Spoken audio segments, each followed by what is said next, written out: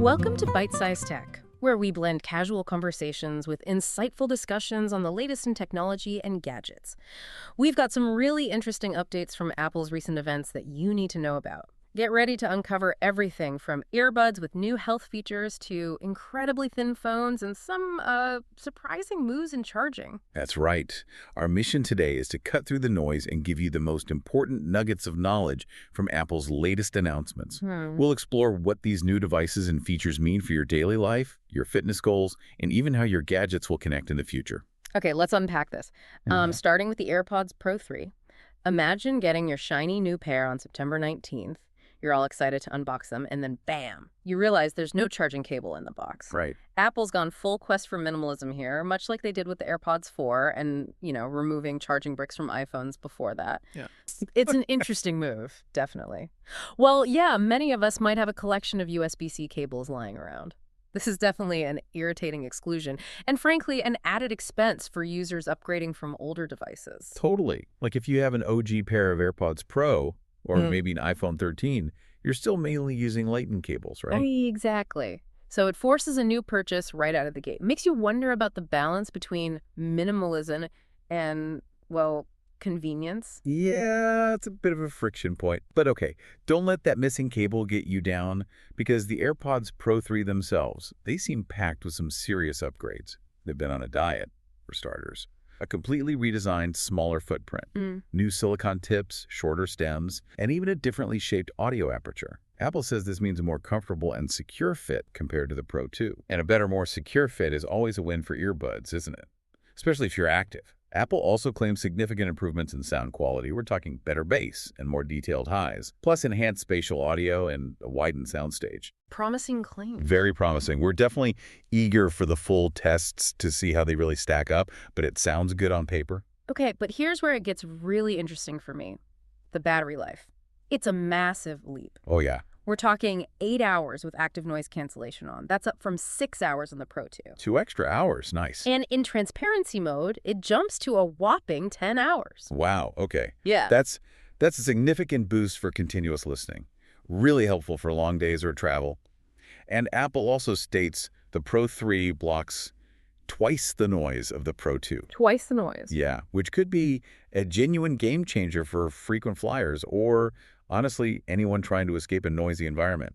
Coffee shops, commutes. Peace and quiet, finally. And get this, they put a heart rate monitor in them.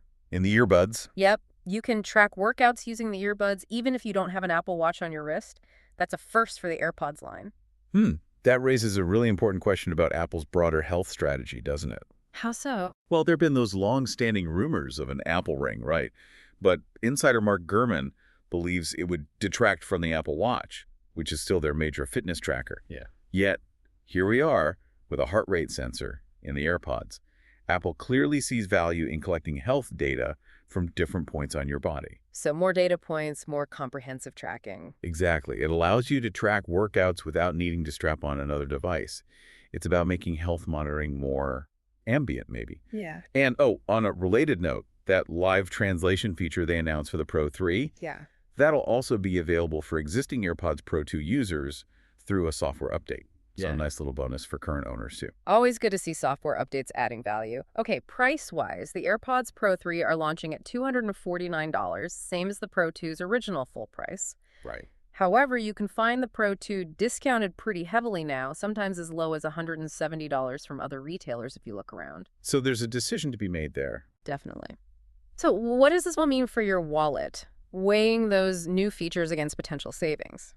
Okay, moving from tiny earbuds to our pockets, let's talk iPhones. Let's do it. The new iPhone Air made headlines for being the thinnest iPhone ever, just 5.64 millimeter. Incredibly thin. And there's even this wild story about Apple execs inviting a reviewer to actually try bending it. Sorry about that. And apparently it only bowed slightly, it didn't break. Can you imagine the confidence in that design? I mean, that kind of demo speaks volumes about the engineering, especially considering, past bend gate concerns. Right. The Air features a titanium band, a new Ceramic Shield 2 display that's supposedly 3x more scratch resistant with improved anti-reflection, and a Ceramic Shield back that's 4x better at protecting the handset from cracks.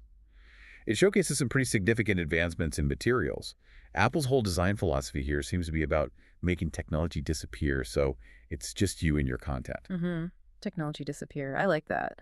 But does thinness equal fragility in the real world? That's always the question, isn't it? Lab tests are one thing. Daily life drops. Yeah. That's another.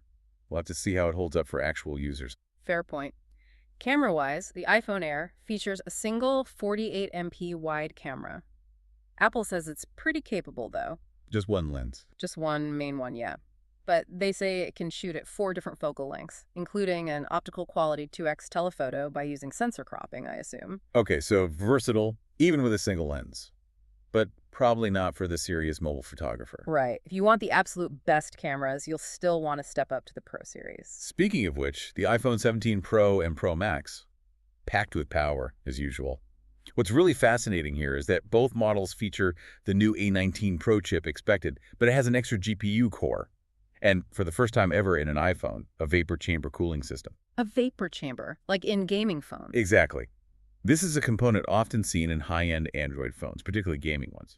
It's key for managing heat. Apple claims it enables 40% better sustained performance by efficiently moving heat away from the internals. So less throttling during intense tasks, like gaming or video editing. Precisely. You get peak performance for longer. That's a big deal for power users. They also come in 2 sizes, the 6.3-inch iPhone 17 Pro and the larger 6.9-inch iPhone 17 Pro Max, both with those super vibrant OLED screens hitting 3,000 nits peak brightness. Which means fantastic visibility outdoors and really punchy HDR. Interestingly, though, they've gone with an all-aluminum body this year for the Pros. Not titanium like last year. Yeah, that titanium treatment is now exclusive to the iPhone Air. A bit of strategy shift there, reserving the premium material feel for the thinnest model. And the cameras on the Pro and Pro Max, they're identical this time. Okay, parity between the Pro models. Good. It's a triple rear setup, 48MP main, 48MP ultra-wide, and a new 48MP 4x telephoto. That telephoto is new for this generation. 4x optical. Nice. And they mentioned 8x lossless zoom by cropping, too. Plus, the front camera gets an upgrade in 18MP center stage camera using a new square sensor designed to fit more people in the shot. Better group selfies. Always useful. But it's not all about flash and power. Apple's seriously stepping up its security game, too. This sounds important. Very important. Both the iPhone 17 and iPhone Air will ship with a new feature called Memory Integrity Enforcement, or MI. MIE feature is, well, Apple calls it, the most significant upgrade to memory safety in the history of consumer operating systems. Wow, that's a bold claim. It is, but it sounds substantial. It essentially ensures that only trusted, verified code can run in protected memory areas. This makes many common exploitation techniques, especially those used by sophisticated spyware, extremely expensive and much harder to pull off. It disrupts attacks we've seen for like the last 25 years. So a foundational security improvement. Exactly. While no device is ever 100% secure, this redefines the landscape of memory safety for Apple products. It's a huge deal for your digital safety happening under the hood. That's really good to hear. Okay, and speaking of surprises, you won't believe this next one. Oh. The iPhone 17's wireless charging upgrade. It's actually good news for Android phones. Wait, really? All the new iPhone 17 models support the new Qi 2.2 wireless charging standard, which is also known as Qi 25W. Okay, P2.2. And get this, Apple's own MagSafe charger has been upgraded too. It can now charge any Qi 2.2 compatible device at 25W, not just iPhones. Any Qi 2.2 device. So that includes Android phones like, say, Pixel 10 Pro XL, if it supports Qi 2.2. Exactly. One source literally said Apple may have just positioned itself as a valid supplier of wireless chargers for premium Android phones. Huh. That raises a really important question about industry interoperability, doesn't it? Apple opening up its charger like that. It feels like a shift. Maybe broader accessory compatibility is becoming more important than locking everything down. And with Apple's 25W charger costing $39 ours, that's actually a pretty competitive price for a high-speed Qi 2.2 charger. Interesting times. Very interesting. Okay, let's zip over quickly to our wrists and home. Some updates there too. Right. Apple Watch and HomePod. Big news for health tracking. Apple has received FDA clearance for the hypertension notification feature on the Apple Watch. That's huge. FDA clearance is a major step beyond just wellness features. This feature, available on the new Apple Watch Series 11 and Apple Watch Ultra 3, uses an optical sensor and machine learning to basically track and monitor signs of hypertension over a period of time. So it watches for trends. Yeah, and it nudges the user to check it out, presumably with a doctor or a proper blood pressure cuff if it detects patterns indicative of high blood pressure. And it's not just for the brand new watches. No, and this is key. It also comes with watchOS 26, meaning it's compatible with older models like the Apple Watch Series 9 or later, as well as Apple Watch Ultra 2 and later. That's great, bringing a cleared health feature to more users. It just shows a real commitment, making critical health monitoring more accessible, not just a feature to sell new hardware. It turns the watch you already wear into a potentially life-saving monitor. Absolutely fantastic.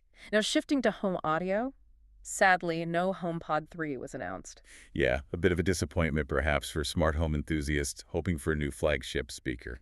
But existing HomePod 2 and HomePod Mini users aren't left out entirely. Okay, what's new for them? A new HomePod 26 software update arriving next week on September 26th.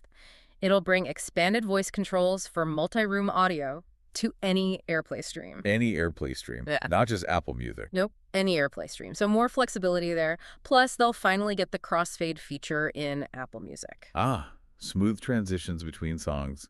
About time. Yeah, you can adjust it from 1 to 12 seconds, but here's a bit of a head scratcher. The auto mix feature, the one that creates more DJ-like transitions, that's conspicuously absent from the HomePod update, even though it's coming to iOS 26. Oh, that is odd. Maybe a processing limitation on the HomePods? Or just not ready yet? Could be either. So a slightly inconsistent feature rollout across the ecosystem there. Still some nice software bumps for existing users. Definitely. So, wow, from heart rate tracking earbuds and super thin bend-defying iPhones to advanced security and Apple chargers playing nice with Android. It's quite a mix. It's clear the tech world is buzzing with innovation, pushing boundaries in some really surprising directions. We hope this bite-sized tech conversation gave you a fast, fun, and insightful look into the latest gadgets. And it really raises an important question for the future, doesn't it?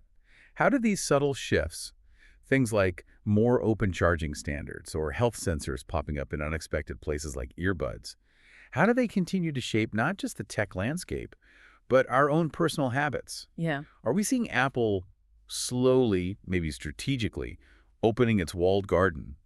Or are these moves just designed to keep them relevant in a world that's demanding more interoperability? What future cross-brand functionality might we actually see next? Lots to think about. Definitely food for thought. Thanks for tuning in to Bite-Sized Tech. If you enjoyed this episode, like, comment, share, and subscribe for more fun tech discussions.